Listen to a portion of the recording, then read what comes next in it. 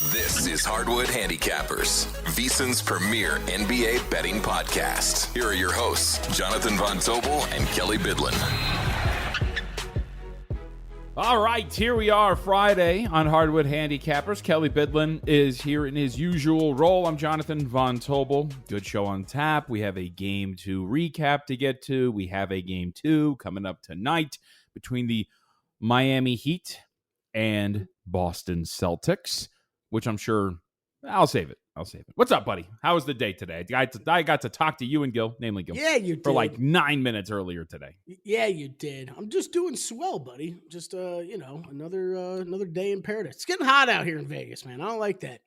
No? I don't like it. No. So how many years are you out here now? 5. Okay. Is it still one of those? Yeah, you don't like, because for me, it's like it's numb. You're numb to it. You know, I had a good 2 summers where my first car was a Jeep Wrangler, 1994, no air conditioning.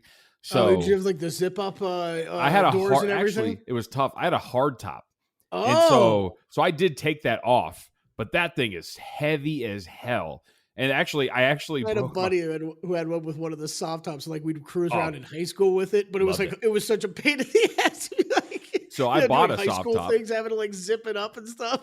So there's different. So to get into Jeep Wrangler lore, there are different ways you can do it. So like I bought a soft top, but not for the doors. So it was literally almost just like a canopy that you strap to the top to just keep the sun from beating down on you, which was kind of nice.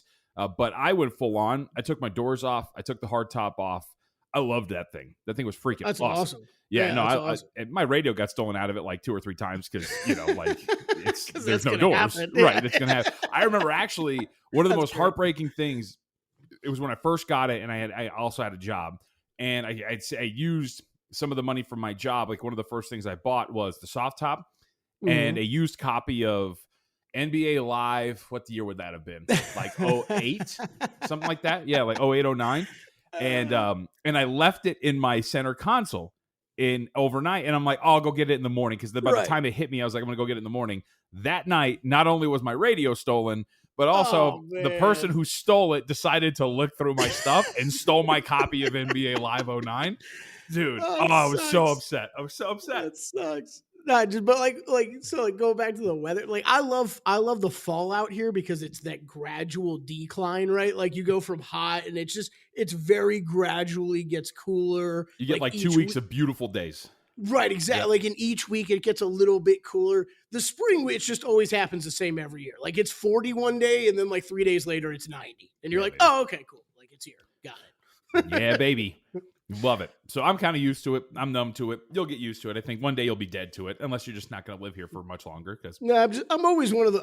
It doesn't matter where I live. I'm going to complain about the weather somehow. Well, I will say one of the things that surprisingly, and I saw somebody bring this up. Actually, maybe we were talking about this, which I actually kind of agree with.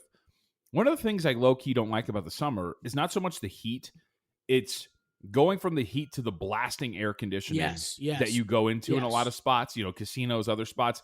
Like it's just so jarring. I think who it was? I think it was Stormy I talked to about this the other day. Really? Because I've brought this up multiple times before, too. Okay. Yeah. So, but either way, like especially for people like us. I don't know how many people can really relate to. I mean, we're going in and out of casinos every single day, right? It is. So you go from 105 to 62, right? And it's like, bam. It's pretty crazy. What do you keep your apartment at? Oh man.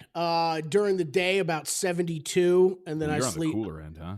Oh god, I sleep in like 66. Get out of here, 67. Really? Oh yeah, I like it cool. Wow. Kelley needs it cold, man. So we're a 74 house with the fans on, so I think that brings it down to I don't 72. Have any ceiling fans, which okay, I hate. Like I love ceiling fans. And I don't have any. I should just go buy one, but I'm renting this place right now. So. Yeah, my wife makes fun of me because I like to turn on like the fan, but then I need a blanket, and I'm like, no, you don't understand. You got to be cool. It's part of the process. It's part of the process. Yeah, exactly. It's part of the process. All right, because then I'm just either freezing cold or scorching hot, and I don't need either one of those things.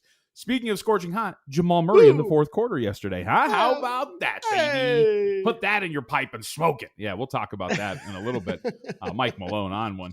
108-103, the final score. Denver Nuggets. They go up 2-0. Kelley, are you going to stop me from making the obvious joke? No, go ahead. So we're going to treat this like this is down 2-0, right? If you're the Denver Nuggets. I mean, clearly they were trailing the entire game. So you got to treat this like you're down 2-0 going back on the road. You got to be desperate. You got to be desperate in game 3. The Lakers are figuring stuff out. Eventually it'll turn into a win. Eventually. Yeah. Wait, hold on. Are we big picture? I'm not going to. Okay. Denver won just like they won in game 1. Yeah. I think I took away a lot more Lakers positives from last night than I did from game 1. See, that's incredible because I thought, this is the thing. I don't know about you. I thought the Denver Nuggets played like absolute garbage yesterday. And they came away with that with a 2-0 series lead. Like that's, again, I go back, I say this all the time because I'm being facetious. There are positives for both teams in every game that you can come out of with, in a win or a loss. But I always just laugh at what we, the collective, choose to weight more.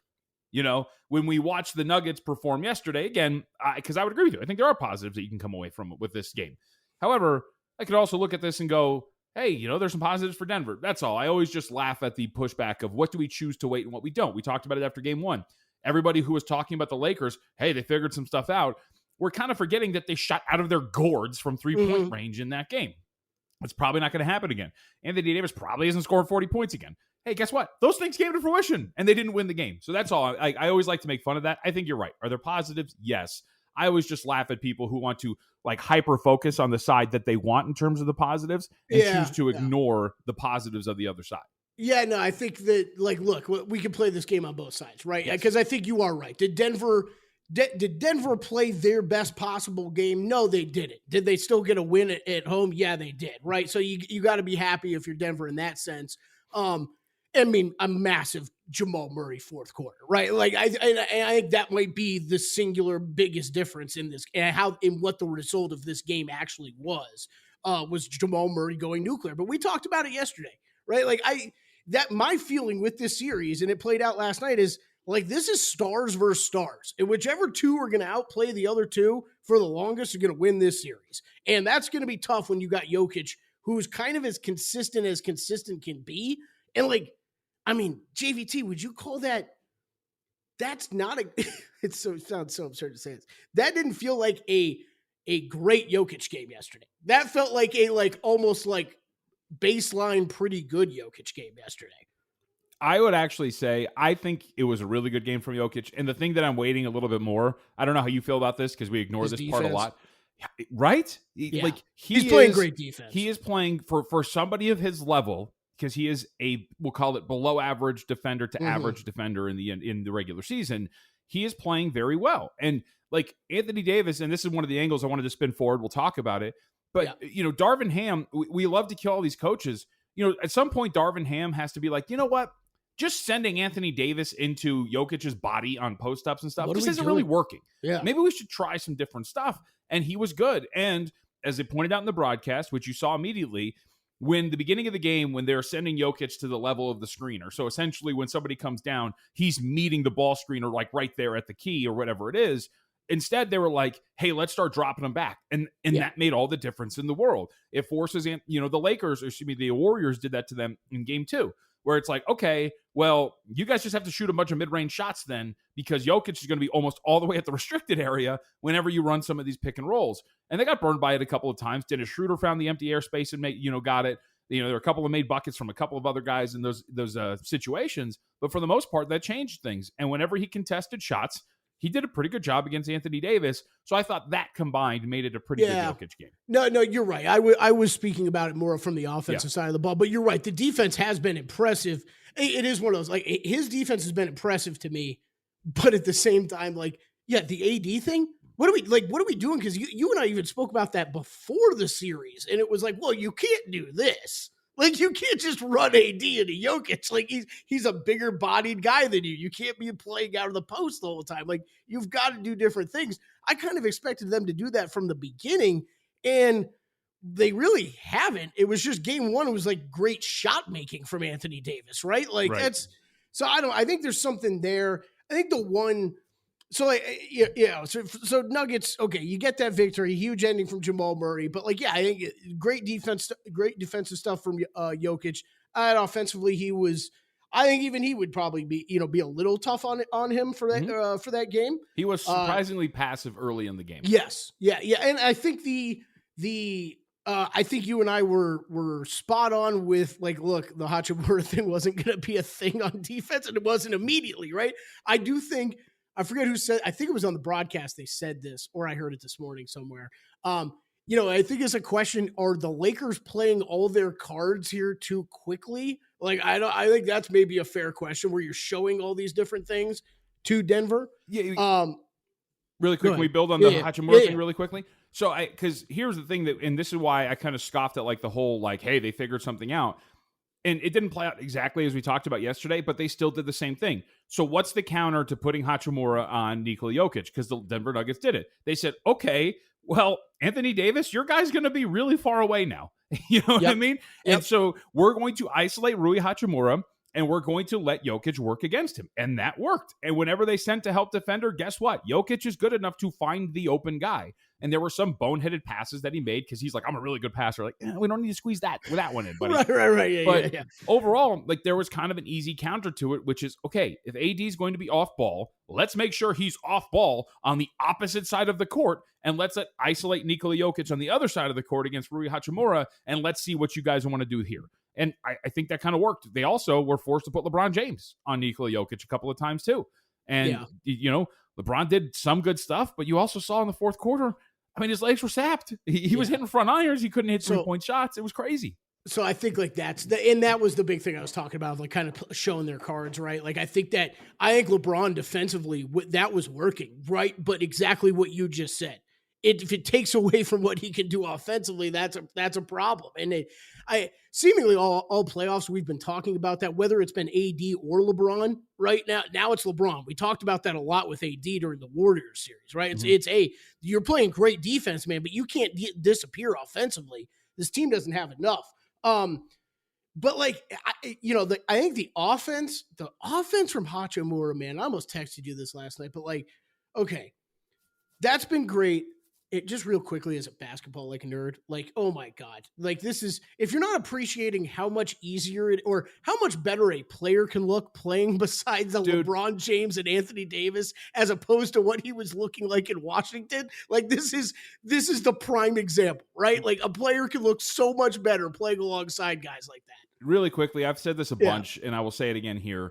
And you could call me a Lakers hater because I'm a Clippers fan. The Lakers deserve so much credit. Their scouting department's freaking awesome. They find players all the time. They buy low on guys to rejuvenate them. And Rui Hachimura, like when we talked about it, was it a big deal in terms of like adjusting their odds for a title? No.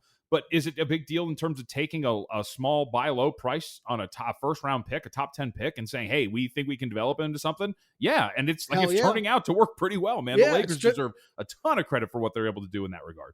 And the other guy like that, like, I don't think we can, there's two more guys that we can't move on the Lakers roster without discussing. If it's D'Angelo Russell, it might be disgusting. Well, that's one of them. Yeah.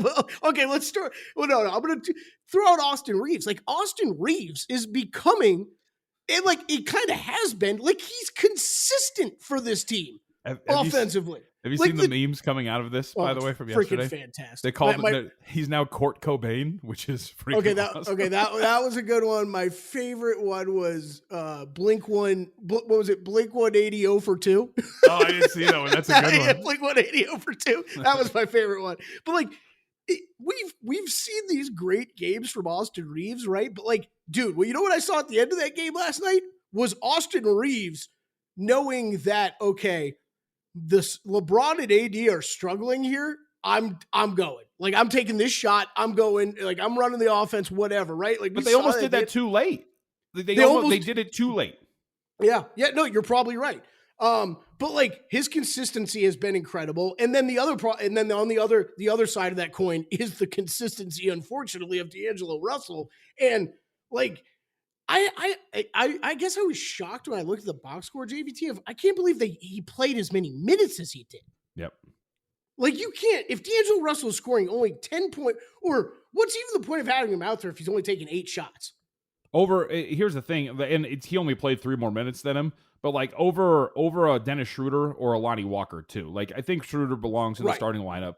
Schroeder is a guy who can score if given opportunities. He's not going to take as many shots as Russell, and he's obviously a better defender. I wouldn't be surprised because Ham has been not shy at all about switching his starting lineups. I wouldn't be surprised if Schroeder's in the starting lineup for game 3. I just don't like, I guess I don't know from like just looking at this box score right now. Right. And yes, like you said, it's only 3 less minutes, but it's not even Schroeder. It's like, are you really telling me that you're not getting like really better play at this point out of Lonnie Walker than you are from D'Angelo Russell? What about one of the guys you got at the deadline? Like, you're a team Beasley? that kind of needs, I was gonna say you need some consistent shooting. Yeah. I wouldn't be. Is Malik Beasley going to find his way onto the court at some point? I mean, I would at least be. Let me put it this way. I think for the Lakers to win this series, I actually think D'Angelo Russell probably does need to. No, I don't know that he needs to contribute, but some of these guys do, right? So you either got to get like you got two games now where the stats are telling me that this ain't working with D'Angelo. So why aren't we trying? Why aren't you trying these other guys? Right? To your overall point is sound. It's just that with this Lakers roster, and one of the things that has been complimentary for them is the way they constructed it, the trade deadline gave them the opportunity to get a lot of different things from a lot of different guys. And you go throughout the postseason. Let's go to game 4 in LA against Memphis. D'Angelo Russell hits 3 straight threes in the third quarter where it looked like everything was going to, go sideways for them. He gets them right back into that game. LeBron takes over at the end of the fourth quarter. They go on to win it. That's a D'Angelo Russell contribution. Right. Was it game 5 or game 4 where Lonnie Walker went nuts against Golden State in the fourth quarter? Whatever game it was, we know what we're talking. Lonnie Walker goes nuts, gives you that fourth quarter performance. You go on to beat the Golden State Warriors in that game. You can go down the list of some of these nights where, hey, you know what? It wasn't LeBron, it wasn't AD, but we got a performance from that guy, and that helped us in terms of getting it. So to your overall point, does it necessarily need to be D'Angelo Russell? No, but you are in a position where you need something from some of these other guys. And somebody outside of LeBron and AD, and especially in nights where they're both struggling, which they did yesterday, like that's got to be somebody. And look, they got a little bit of it. Austin Reeves was good. Rui Hachimura was very good. But you need more because the extreme difference between their top 4 guys, Anthony Davis, LeBron James, Austin Reeves, and Rui Hachimura, to their next most productive dude was a severe drop-off. Yeah, it's just... Right. No. You just said it perfectly. Yeah, you just said it perfectly. I just right, cool, with D'Angelo Russell, the part that's really frustrating, right? It's how good he can be offensively, but the problem is, so like when I look at that box score, 3 for 8, I think it was for him, 3 for 8. So you're taking 8 shots and he's playing 33 minutes. So if he's only taking 8 shots, that means that I'm suffering if I'm a Lakers fan or I'm Darvin Ham. You're playing D'Angelo Russell for 33 minutes where D'Angelo Russell has to play defense for 33 minutes. Like if he ain't shooting the ball, then get him off the court. I mean, because we know his defense isn't great. Yeah, I think you can make the argument, and this is why it's like the line. I think this is where you go to like Lonnie Walker. The argument in keeping D'Angelo Russell out there is that he spaces the floor for you. If I am Denver, I have to respect him as a shooter when he is out there at all times. Even if he's not playing well, if I'm like Bruce Brown and D'Angelo Russell catches the ball on the wing, I've got to close out and contest because he has the capabilities of hitting that shot. So thus, you can explain his minutes. However, to your point, I think it's kind of a hot hand approach when it comes to that position. If Lonnie Walker's playing well, what's the big difference between Lonnie Walker and D'Angelo Russell? Exactly. I wouldn't say there's a massive difference. So if Lonnie Walker is hitting some shots, and he wasn't really yesterday, but I think that's where you're kind of getting that dynamic of, all right, one of you two dudes is going to get a brunt of the minutes here because we need that shooting threat outside of just Austin Reeves. Because like even with Dennis Schroeder, Kelly, there were times where the Nuggets throughout these first 2 games are like, go ahead, Dennis. Like, you can shoot it. Like, we're going to half contest, and we're going to kind of feel a little worried about it. And if you give him time to set his feet and aim, he'll probably hit it. But for the most part, like on a catch and shoot, really quick possession, bang, bang, are you really threatened by Dennis Schroeder? No. You know what I mean? So it's got to be Lonnie Walker. It's got to be D'Angelo Russell. Yeah, no, I think that's the way you're looking at it. I think you're right. I mean, Reeves has been great, but I think you're right because you're right. The floor spacing has to be there, so you got to roll with someone. But man, I just keep thinking it's like that the defense. You're going to get torched by the defense, and man, I don't know if you've caught some of these. Like I know there's been multiple people putting together like D'Angelo Russell defensive reels on Twitter, and it's like, oh my god, like they are like when you bunch all his bad plays together and watch them at once, it's like just jolting to the brain of like, why do you even have this guy on the court? Also, as I think we texted about this a little bit last night. The best narrative in this series, outside of the disrespected Denver Nuggets, is Bruce Brown just trashing D'Angelo Russell throughout this entire series. It's been incredible. It's not being talked about enough. You know, No, I need my Bruce Brown. Like, he's out there chirping with everybody last night, man. I don't know what that story. I don't know if there's a story there or anything. I don't know how you felt, but like game one, when there was we're clapping at some of the crazy shots that like Denver hit and stuff. I was like, okay, this has already got that feeling of like we're gonna be cool and fun with each other game one, but this series is about to get heated up real quick. I think we might have started to get that end of last night because Bruce Brown, I felt like that whole second half couldn't stop talking trash to anybody he saw. And the one that cracked me up the most, JVT, I texted you this, but it's like LeBron's standing out of bounds, getting ready to check in, and Bruce Brown's chirping at him up and down the court I'm thinking in my head, I love this so much. Just as an NBA fan, I love this so much, but like, it is so weak to talk trash to someone who's not even on the court. Like, you know what I mean? Like, it's really easy to talk trash to LeBron James when he's sitting on the sidelines. I love it. So, and all right, so let's spin this forward because we're not going to be on for game 3. So usually we save the announcers for the next game for the next pod, but that's not going to happen. Although we will be on the air for Live Bet Saturday, and we can talk about it then. As we spin this forward, what do you make of now going back to LA and what the Lakers need to do? One of the things that I think there's 2 angles that I think to focus on really quickly.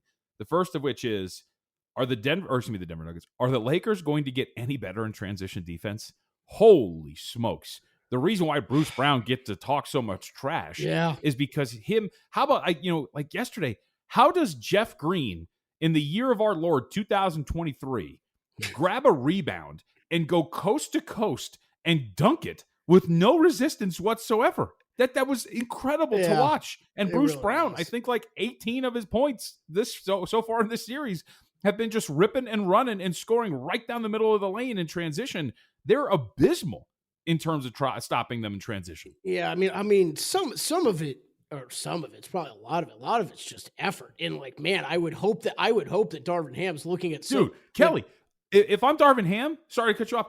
Do you not show him that there was a sequence down the stretch of the game in the fourth quarter where it looked like the Lakers were going to score in transition, and Jamal Murray, of all people, stops LeBron in transition and keeps him from scoring? That was incredible. And eventually it leads to an empty possession because the Lakers missed. That was all because Murray, like you said, put in effort of, I just have to get in front of the ball. That's all I have to do. Yeah, he ran back. There was also someone else back there, which made it a little easier, but he still caught up to LeBron, got in front of him. And I mean, LeBron James out in the open court like that usually never has to stop in a situation like that. And he had to pull back, right? He had to pull back. No, you're right. But like, if I'm Darvin Ham, I'm looking at the same things that I'm looking at and cleaning the glass right now, like this off of live rebounds in transition for the Denver Nuggets. Oh my gosh, 47.4%. They're going in transition off of live rebounds. Like, that's incredible. That's a big issue.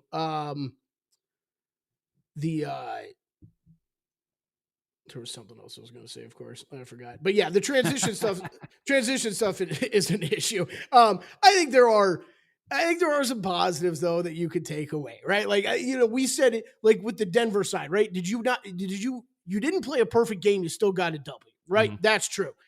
What's also true, the Lakers, okay, you barely lost a game, and it felt like it needed a Jamal Murray explosion in the fourth quarter. Otherwise, you could have been sitting here. We could have been talking. You have tied to the series up 1-1, and you definitely didn't get your best games out of Anthony Davis or LeBron James, right? So, like, that's where I think there are, like, for me at least, and I'll stand by what I said yesterday. I think the series is just going to come down to the star powers and how they play. And it's right now, it's the duo of Murray and Jokic that are outplaying AD and LeBron, and I expect LeBron and AD to be way better going back home. So if you, in my mind, if you continue to get the consistent contributions from Austin Reeves that you're getting, like, I think they're in a pretty good spot, and they're another team that, like, we've talked about both these teams, right? Of how well they've, especially Denver, how well they've played at home all season, right? Lakers have been great in the playoffs at home, right? They have smoked everybody, 6-0 straight up ATS. over 18 points per game, I think was the margin of victory in those games. Over 21 point per game cover margin in those games. I saw that note earlier. So I like them. You and I basically said word for word the same thing on a numbers game during different segments today. Really? It's just the market, like how these numbers move, man. Like it makes no sense that it would go from 5.5 to 5.5. It's just we just don't see that. And so I pulled up the openers last night, and because I kind of expected it was coming, right? JVT, I pulled them up. I'm like, man, I wanted to bet the Lakers, but I was like, you know what I did? I saw 4.5. And I'm like, you know what? I'm going to lay a piece of this now because this number's only moving one way, and then I'm going to look to bet it live. Like, I'll look to bet the Lakers live. 5.5, though, it's just you said it perfectly on a numbers game. At what point are you willing to pay a tax up to on the Lakers in this kind of situation? Because of the situation. Because you're paying a tax. And to me, it's right about this line. Like, I'm not laying more than 5 points. And I will say for our audience, and I brought it up with Gil when I talked to you guys earlier. It is 100% fact. There is evidence of this. Go back to games 3 and 4 in Phoenix. The Nuggets were up 2-0. They go game 3. They close as 3.5 point underdogs in that game. They lose. They don't cover. Game 4, what happens, Kelly? It actually opens up 1.5. Some spots close Denver -1 on the road against Phoenix because of, okay, now they're not desperate now. So like they said, Doug, I always give Doug Kazarian credit for it. Do you really want to take 5.5, be up against the situation and see desperate Lakers come out, you know what I mean, and win and just have to sweat that thing out? No, probably not. I think it's the logical move because you shouldn't swing 5.5 to 5, but it's like betting an NBA under. Like, do you want to put yourself in that position to sweat that thing out? But I think there's a tax. So let me ask you this. So, you've been hyping on the narrative that this is star driven. Yeah. And if I'm going to trust that Darvin Ham is a good and adequate coach, which I do. I think he's been very good. We always talk about adjustments, the A word, right? Mm-hmm. One of the adjustments that I think we're going to see here is getting Anthony Davis to move a bit more. And what I mean by that is it's off-ball stuff. It's running more pick and rolls with him as the roll man so he can have lob opportunities. So you're not wanting him to score in isolation. You want him to score off assists and makes and things like that. Playing either Anthony Davis over in terms of his points in this game, I think would be worth it. I think a lot of people will point to, hey, he has, the every other game thing. Maybe that's it. I think this is an adjustment that you're going to see. You're going to see off-ball screens for Anthony Davis. You're going to see him as the roll man. You're going to see him cutting to the basket. I think these are the adjustments that you'll see because here's the thing. If you're doing that stuff, then Nikola Jokic doesn't really have that many places to hide.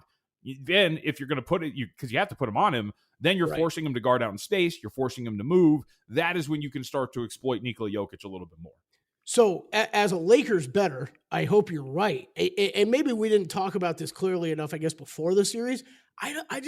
JVT, I thought this was what we were going to see from game 1 as far as how the Lakers were. He got his 40 points in game 1 generally by running into Jokic and trying to get all that stuff done, some offensive putbacks, but they weren't moving him that much either in game 1. Right. It felt like fadeaway after fadeaway, right? Yeah. It felt like a lot of jumpers were going in and stuff. But that's I guess I expected what you're talking about is what I expected the Lakers offense to look like more just to start this series. So I hope you're right. But I don't know because I thought we would have seen it already. It is. I think it's the only way. It is the only way that you. I don't want to take away credit from Jokic because he has played good defensively, right? But it's the only spot that you can put Jokic in where he is going to look like a good defender. Oh, that's why you have to go after him. If you keep running up against him, okay, if you're going to challenge him on just pure, you're basically you're trying to push around the biggest guy on the court, right? It ain't going to work. It ain't going to work. In what world do you think that's going to work? Because here's the thing, Kelly, and let's talk again, let's go adjustment after adjustment. If I'm the Nuggets and Jokic is all of a sudden having to go through screens and all of a sudden having to guard Anthony Davis off ball, okay? Yeah. So then there's one of two things you can do. And I think you'll probably see one of them.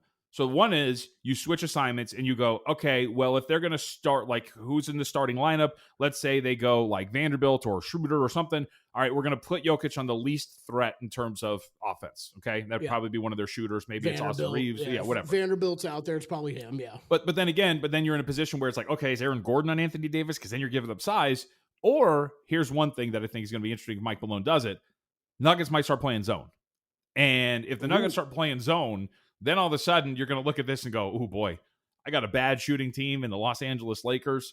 and we're going to play zone, and we're going to tell you, shoot over the top, boys. And if you can beat us and break us out of this zone, then that's fine. But I don't want to put Jokic in a position that he's going to have to sprint around and do stuff off ball. Let's see what you guys can do, because playing zone eliminates one of the big threats, which is you getting to the rim and to the paint, and it exploits one of your biggest weaknesses. It forces you to shoot a ton of threes.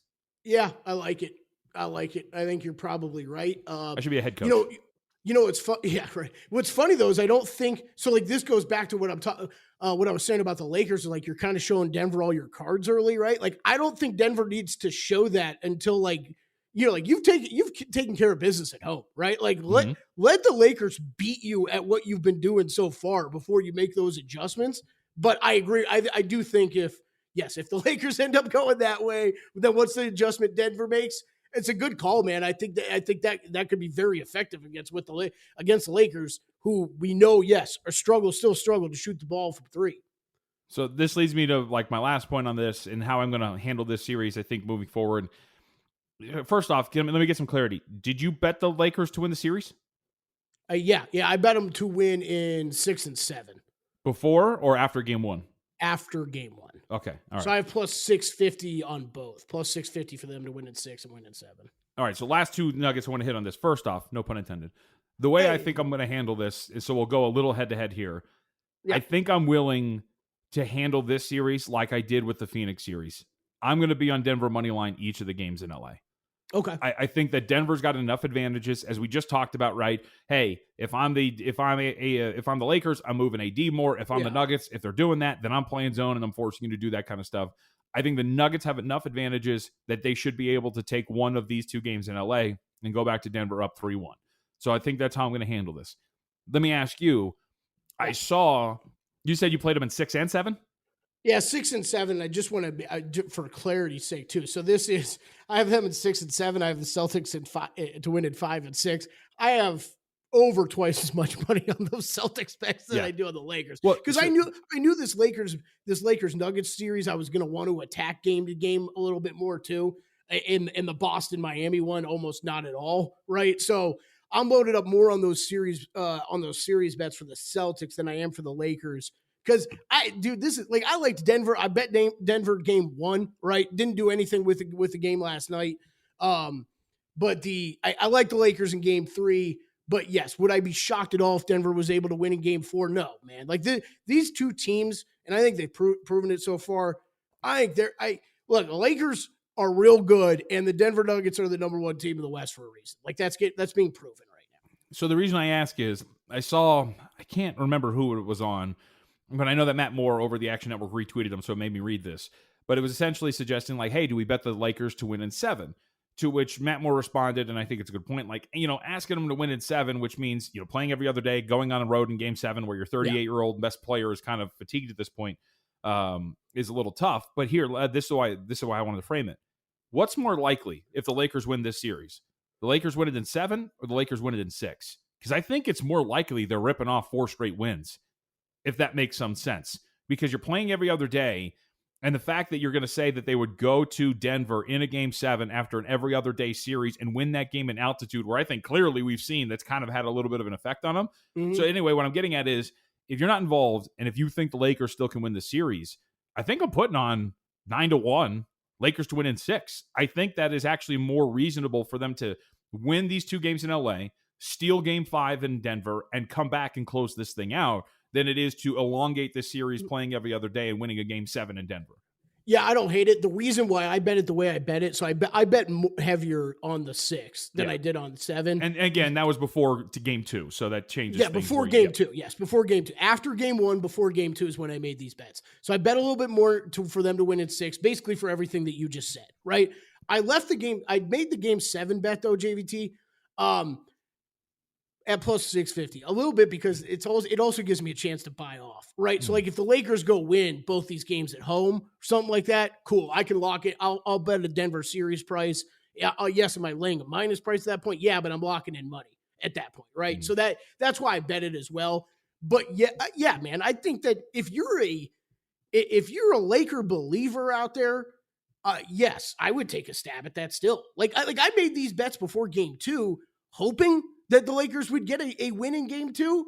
But like, I knew I would still have these tickets if I took an L. I took an L last night, right? Like I thought they were close. I thought they gave themselves a chance to win. Didn't happen. Fine. I don't have as good a numbers as you could get today, but I still don't hate my bets. So yeah, I think you make a good point. If you like the Lakers, I would bet the same damn thing. Kelly's been tracking all those, by the way, on Juice Reel, an exciting new innovation in sports betting. Not just another sports book, of course. It is a free tool that you can use that will revolutionize the way you follow your bets and make betting decisions. The app lets you connect all your betting accounts wherever you bet, and all your betting history automatically loads in, so that's easy. You don't have time for data entry. And Juice Reel is more than just a bet tracker. It actually tracks trends in your betting behavior, so you can see things about yourself you didn't even know. Analyzes data from its entire user base to help you bet even smarter as well. Check out all the features for free, iPhone or Android. Download Juice Reel. That's Juice, R-E-E-L. Every sports bettor in all 50 states should be using Juice Reel. Let's take our break. On the other side, Eastern Conference Finals Game 2. Can the Miami Heat culture, do it again? Kelly, I posed a question at the break. That was a long time ago. Can the Miami Heat do it again? That is the question today. Heat right now on the road, catching 9.5. We'll call that the consensus number, a couple of 9s. A wide variety of totals, 215 at Circa, Superbook, and others, 216 at South Point, BetMGM, and others. So we'll see where this thing ends up. I did have a play on the total, which we'll get to a little bit later. But we'll talk about this overall. And I asked the question, and it goes back to what we talked about after Game 1. And I know we have our friend up on Twitter who will throw out things. Listen to the podcast. Thanks for listening, by the way. And throw out some ridiculous statements and then not respond when challenged on said ridiculous statements. So we'll ask you, Kelly, when you look at game 1 in this series and you see that the Miami Heat shoot over 50% from three-point range, or just thereabout, 55%, 16 to 29, 64% on long mid-range attempts, and going even deeper, 6 of 10 on attempts where a defender was within 2 feet of the shooter. Mm-hmm. How am I supposed to realistically look at this and go, yep, Heat culture, they'll do it again, baby? There's yeah, I'm with you. I mean, the problem has just been getting through the past couple of days. Boston, you better win one tonight, man. Like, at least make this a series. Jeez. Imagine if the Heat just blow this wide open. It'd be incredible. Yes. All the numbers and everything tell us that the Boston Celtics should be the much better team in this series and that the Miami Heat should regress and all this stuff. And how do we quantify Jimmy Butler and Eric Spoelstra? We can't, and the Heat keep doing this somehow. What we're gonna have to, if this stuff, I was gonna say a bad word, but this stuff continues. Steve's listening, he'll bleep it out.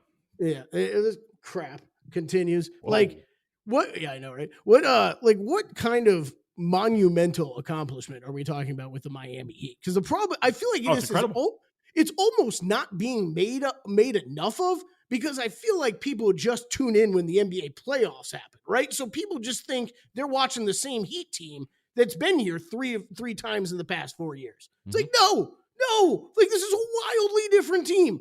Like you brought it up before. I mean, PJ Tucker, Tyler Hero, the pieces that they have are different. What they did in the regular season, they were the 1 seed last year, as opposed to a losing record this year. Losing record? They finished with losing record? No, they were just above. I think they were like just above, like 1 game or whatever. Something yeah, okay, yeah.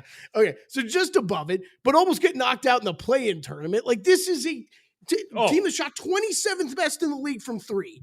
It's incredible. If they end up knocking off the Bucks and the Celtics and win an NBA Finals, this would be one of the greatest runs I've ever seen. So it is, and I will say there are some media members who are really diving into it. I don't know if you saw Jason McIntyre, who fancies himself a gambling analyst, just like us, but this isn't gambling related. He tweeted out like I don't know if it was like a certain draft class or whatever it is, but it was like, best careers. I think it was a draft class because I think Jimmy Butler and Kawhi were in the same draft class, if I remember correctly.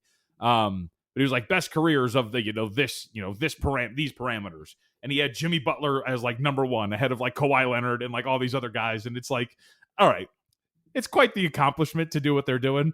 Let's pump the brakes on putting Jimmy Butler ahead of 2-time finals MVP, 2-time champion, multi-time defensive player, like all that kind of stuff. Or but your overall point, right? I'm fine if you want to talk about him like that, but let him do it let him finish the accomplishment, right? Right, because he hasn't gotten one yet. And here's the thing: to your overall point, though, this is incredible. Like dragging a bunch of guys who were undrafted, and it speaks to the, yes, again, you hate to say it, the Heat culture and how well they develop players. They have an eye for talent, and it speaks to how awesome Eric Spoelstra is, something that we've always exuded here. It's fantastic if they can actually end up pulling this thing off. As we move forward, I just always go back to, like, as we're kind of talking about spinning this forward here to game 2, again, this isn't for the series, it's just tonight. Can you replicate what you did offensively in game 1 here tonight against Boston? And that's the big question. Again, the over 64% on long mid-range Jays is incredible. Probably not something that does happen again. And we also have the situation, the 21-1 straight up, 20-2 against the spread team that loses at home in game 1, coming back in game 2, generally wins and covers these things. So it's a good spot. And I think there's an understandable letdown for teams after you take home court. Like, hey, we did what we were supposed to do. All we had to do was take one of these 2 and get back to South Beach, and we're good. And I would say that probably the team that I would trust not to let down in this situation the most would be the Miami Heat. But they did it in game 2 against Milwaukee. And I also trusted them to close the game out in New York, and they ended up coughing that one up too. So they are not they're not perfect, if you will, in these situations. Yeah, they're not above the trend. Right? They're not above the trend. No, I hear you. I feel the same way. It's not it's not running. It's not. It doesn't have me running to bet the Miami Heat, but I'm with you. I like to believe that they would be mentally stronger than most teams, right? To actually try to stay in this. You know, and steal a win there, and know how big that could be to grab 2 in Boston and basically close. I mean, you know, I don't want to say basically, but, you know, really give yourself a really good chance of winning the series. If they do that, yeah, I would like to think that Miami's mentally stronger than most to do that, but I'm not taking it. And from the Boston side, has the spread like been so inflated partially because of this trend? Yes. So like pregame, I couldn't recommend doing anything with this. Oh, it's Miami or pass. It would be Miami or pass. Like you're either taking those points or you're not playing it at all pregame. I might look at Boston in game, but even that JVT, I'll be honest, like I think it's gonna have to feel really, really right for me to jump in on them in game. Here's my question for you. If I'm somebody who buys into that trend, who says, I want to be on the side of Boston today because I think that trend is awesome and I think it's going to work out really well for them. Am I not telling that person, then go bet some alternate lines? Yes. Yeah, absolutely. That would be the way to go. I'd go lay 13.5 or whatever. Yeah. Go lay a big number, because generally in these spots, that team has not only won and covered, they've smoked them. They have won by an average of whatever it is, you know, whatever. I think it's like up to 12, 13 points average margin of victory. Go lay that 12.5. At a good plus price. Then don't lay an inflated number at minus 110, then go full bore into the trend and lay an inflated number at a plus price and get your, you know, what's the word I'm looking for? Get your jollies out of it, if you will. Right. Yeah. No, I think you're right. That if you're going to do it pregame, I would do that. Otherwise wait in game like I am. But like JVT, I don't even know what exactly I'll be looking for, because most of the in-game betting that I do is usually when, okay, like Team X, who I like pregame more, falls behind and I'm able to get a better number, right? But like if this Boston team falls behind, like they're already a team that's inspired no confidence really in me whatsoever on some of these games. So I don't really know that I'm going to be sitting here really wanting to jump in live on a team who has been struggling that then struggles again to start this game. So I have a feeling tonight I'll just be watching and praying we get home for our series tickets. I bet under 215.5 for the game. You did go under. Okay. Yeah. All right.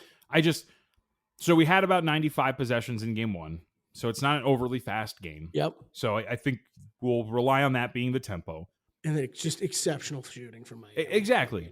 I mean, I'm just banking on. So we talk about this. I think it was Jared and I who talked about this during the Kings and Warriors series, which is, you know, we brought up the example of like the coin flip, you know, and hey, sometimes a coin flip's going to go in a single direction, whatever. But if I'm changing the odds on you and I'm going, okay, the coin hit like 20 times, whatever it is. Now, if you want to, you know, if it hit 20 times in a row on heads, now you're laying minus 120. Well, of course I'm betting tails every single time, whatever it is. So now you get this adjustment where it's like, okay, yes, game 1 did go well over the total. Now the total's been adjusted from 212.5, now up to 215.5. I'll bet under that and expect some normal shooting regression, same pace, and exactly what we expected here in game 1, essentially. So, and by the way, should also note, Game one did open 210.5. So if we're talking about from the open of game one to where we're at now here today, we're at a pretty big adjustment in terms of where at least initially odds makers thought this total would be for a series. Yeah, that is a little odd. What's that? No, just that we're seeing a higher, we're seeing that much of a higher number from what the opening was after that high percentage of shooting from Miami. I might have to join you a little bit on the under. And some we'll see. I mean, you call them sharper books. Some of the sharper books, if you will, are at 215. While some of the more recreational books are at 215.5 or 216. So we'll see where the market ends up going here. But yeah, I did bet under 215.5, just playing some, expected regression, if you will, expecting that the pace remains the same. So that is the play so far. And unlike the other night, didn't really have any player props to go to here today, unless if you're buying full in on the trend, then you're probably looking for like Jimmy Butler unders, because if the trend is going to go in the way you think it is, then that means you're going to smoke them, and that means that Miami's probably going to pull the guys, pull the foot off the gas here in the fourth quarter. And there's a likelihood that they're not going to get the opportunity to go over point totals, especially big ones like Jimmy Butler's. Yeah, I mean, the one that popped in my head kind of immediately was just Tatum over points after what he did at the end of last game. I would expect to see him come out firing at least some shots here. But, man, it's like 29.5 or 30, whatever the heck the number is. Like, it's a lot. Like, you're still talking about that's a big number for him to have to go over. Still against a team, that can play some quality defense. So, I'm not running to make that. I'm with you. There's nothing player prop wise I really zeroed in on tonight. All right, we have one bit of information news that I want to get to before we get to it and get Kelly's thoughts on it. A reminder to check out Juice Reel, a revolutionary app that's going to help you follow your bets and make betting decisions. Lets you connect all your betting accounts from wherever, so the betting history automatically loads in. Really easy to get everything in there. And it doesn't just track bets, it also tracks your habits as a bettor, so you can get better, see where you struggle, where you excel, and what things you can build on. Check out all the features. It's free right now on iPhone or Android. Just download Juice Reel. That's Juice, R-E-E-L. Juice Reel. Every sports bettor, all 50 states, should be using Juice Reel. I don't know how we get confirmation at this point, Kelly. I don't know if you saw this report or not. But Keith Pompey out there in Philly has reported that James Harden is going to sign with the Houston Rockets in the offseason when given the opportunity. Oh, is that developed further? I thought earlier when I saw that this morning, it was that there's mutual interest in both sides. Maybe I'm misreading. Hold on, let me get the actual reading. So, because the way I read it was, it's a dunzo deal. Let's see. I mean, it sure feels like it's heading that way. But I guess I thought what I had saw earlier was it was kind of the reported mutual interest in both. You could be right. I don't want to put words in Keith Pompey's report, because he is a very good. Sixers, James Harden expected to reunite with Rockets in free agency. That is the wording of it. So I guess that would fall under, whatever. And yes, at this point, I would expect him, I guess, based off that reporting, I would expect him. And Keith's great. Like, he's he's one of the regular Sixers beat reporters I follow. He's awesome. Yeah, man, it's like Gil was asking me about this morning. He's like, why? Like, why would he want to? And it's just, man, I don't think it's explainable. It's James Harden being James Harden. I think it's explainable. He just wants the ball and make money, man. Okay, there's that and go home, right? I guess make money, go home. If we're wondering about, does James Harden really care about winning at this point in his career? Yeah, I don't really know that he does. I think I'm gonna be on an island with this take, given our society. But are you ready for this? Sure. Good for James Harden. If he doesn't have the desire to just do that, but he's a good enough basketball player to get paid for his services, if this was what makes him happy, to fly in the face of everybody who's going to call him, you know what I mean? If everybody's going to call him a wimp and a non-competitor, for him to do that and just be like, no, screw you guys. Like, I just want to make money. I want to play basketball. And that's it. And you know what? Good for him, because he's going to get crap for this. He already is starting to get crap for it. But if he's just pursuing what makes him happy, and if that's what makes him happy, man, hey, we're only on this planet for a limited amount of time. And if that's how he wants to handle the rest of his life as a basketball player, good for you for kind of flying in the face of others and being like, this is what I want to do. I'm with you on this one, because I don't know. So what, the people like us who have criticized James Harden's play are going to sit here and then criticize him for not wanting to go play on a championship caliber team? Like, maybe he doesn't want to be the fourth guy on a championship caliber team. Like, I respect that. Yeah, I'm with you, dude. Like if he wants to keep hooping and like get paid as much as he can and live where he's most comfortable living, fine. Like that's fine. Guess what? There's too much top teams in the NBA and bottom teams in the NBA already anyways. If we can help elevate one of those bottom feeders, great. and by the way, so kind of with the path that you're going down here, I wouldn't say no, depending on where the number is. If he goes there on a Rockets over for a win total next year. Sure. Because we're possibly flirting with the playoffs. Yeah. Harden with Green is a really good backcourt. Again, I'm not really a big Kevin Porter Jr. fan, so who knows what his role is going forward. But Alperen Sengun's awesome. Like that team might be pretty feisty. I mean, Jabari Smith, right? You just drafted. Yep. And the one I always like, I'm a big Jalen Green fan. And the one thing I always say is like, okay, think about what we were talking about earlier with Hachimura, right? Like how much better looks does Jalen Green get if he's playing alongside a guy like James Harden, right? Like it is so many times in so much time of his career, it just feels like it's Jalen Green trying to go 1 versus 5, right? And it's give this guy a little bit of help, and who knows, maybe he could actually be a pretty good player. Yep, it'll be interesting. That'll be a league pass team for sure. Exactly right. League pass team. Great. Yeah. I like although, hey, if we're going to say that, and we were all calling the Kings a league pass team last year, and they ended up, with the 2 seed in the Western Conference? Like, that's pretty damn good. No, 3 seed. No, 3 seed. Yeah, 3 seed. 3 seed.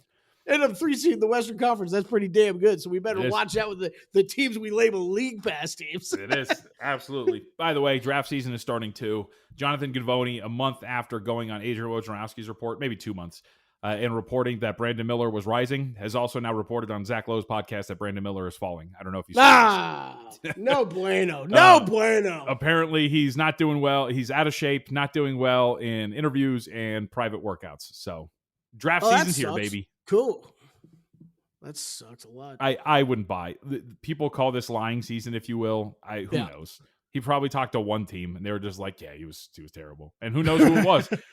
Maybe it was like the Clippers, and he's like, "Yeah, of course, Brandon Miller's going to mail it in on a workout with the Clippers. Ain't going to do anything with him." You never know who you're talking to. Yeah, or it's just smoke, right? Correct. Like it could be who's got the 3rd pick? Portland. Yeah, I mean they could use a Brandon Miller. Right, exactly. It's Portland. Oh, this guy's terrible. You definitely shouldn't draft him, Charlotte. Definitely not. This guy sucks. He killed my baby. It's exactly what he did. It's like the opposite of whenever you see somebody in like Instagram or TikTok comments trying to hit on a woman in a video. So you comment underneath the comment, be like, "Thanks for letting me lend your, thanks for my BMW, man. Appreciate you bought it for me," or "Thanks for saving my baby from a burning fire." So they look a little bit better to the woman they're going after. Other way around. This guy sucks. He tried to chokehold my baby and slam him into the ground. It was terrible. He just came out of nowhere. It was ridiculous. So, all right. Anything else before we get out of here? No. Let's go Celtics. It's a good episode. Went by quick. A lot of information. Let's go Celtics. Win 4 straight so I can look smart. Let's do this thing. All right. Like, rate, review, and subscribe. Of course, we appreciate it as always. We did get somebody that rated, and reviewed the podcast just a couple of days ago. I was checking out the reviews. So if you can, we appreciate it. And, of course, check out everything we have to offer up at vsin.com. Conference finals underway. Game 1 in the Western Conference Finals tonight between the Vegas Golden Knights and the Dallas Stars. All the hockey content up there. And well past the quarter pole now of the Major League Baseball season. Adam Burke continues to do what he does with the baseball betting podcast and articles up on the website at vsin.com. We will talk to you on Monday here on Hardwood Handicappers.